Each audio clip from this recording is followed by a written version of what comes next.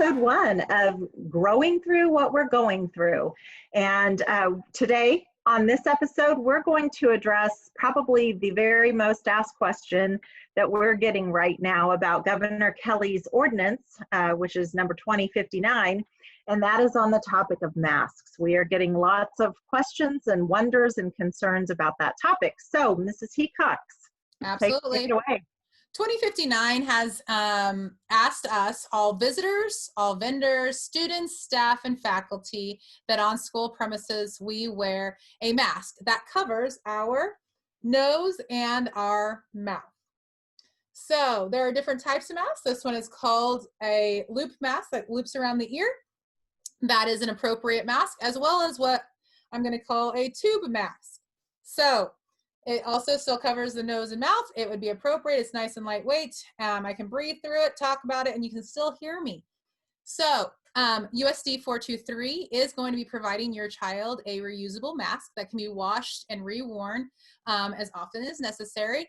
But we do encourage you guys to also be finding the mask that fits your kids the best. My 3 kids, we've had to be practicing and finding the appropriate mask to not only match up with their face, but make them feel the most comfortable possible.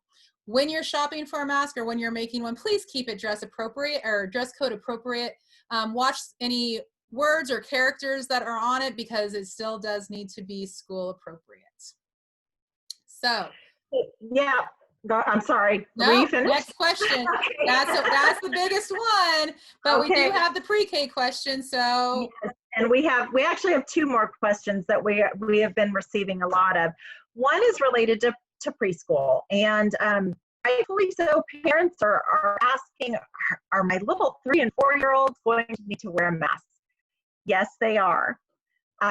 Please be practicing with them right now and helping them get prepared for that. The reason that they are being asked to wear a mask is because the ordinance requires all students within the building, and because our preschool is on this site, they fall under that ordinance.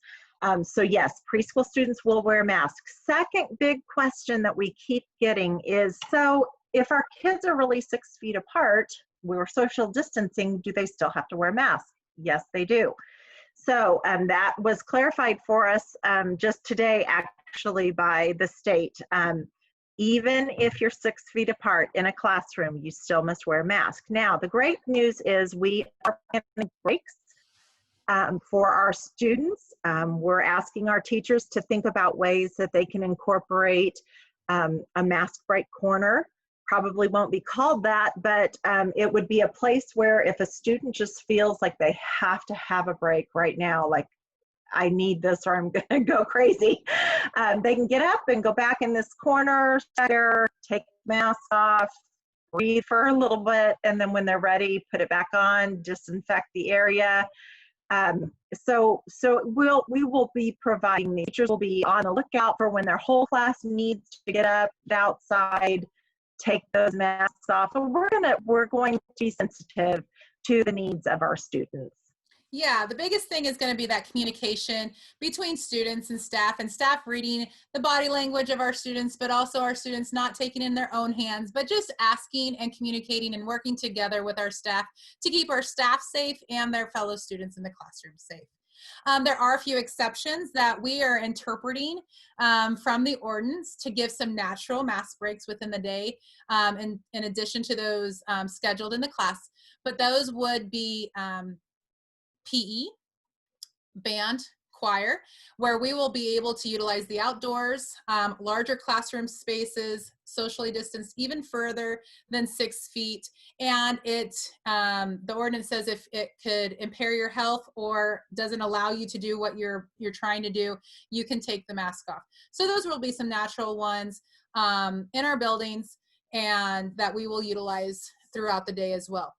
If your student has a medical need or has a special need of some sort that requires more communication with host Ravipour and myself about more scheduled breaks or a different type of covering for your student, please just reach out to us. We would like to have that conversation with you rather than you making an assumption of what would be allowed or would not be allowed. And that's it with Miss Host Rappaport and myself. We hope that you reach out and you keep asking those questions. But for that, is a wrap. And practice, practice, practice. Have those kids practice.